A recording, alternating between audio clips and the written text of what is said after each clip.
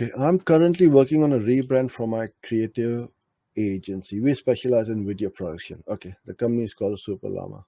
What would you recommend for getting started with Google Ads? I would recommend video ads, my friend. There is no excuse for you guys not to create videos because you're in video production, right?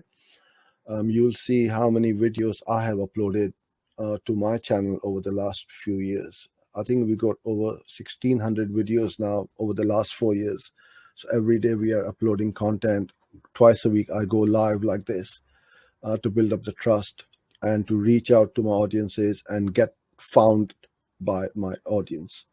So if you want to really leverage your lead generation, I would highly recommend you start with video ads.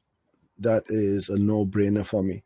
I would say 85-90% of our own Google Ads budget goes on video ads because they perform really well. Not many people are doing it. The cost per acquisition is very low, and the intent is there. The quality of leads is really good. So all in all, it's a win-win situation for me.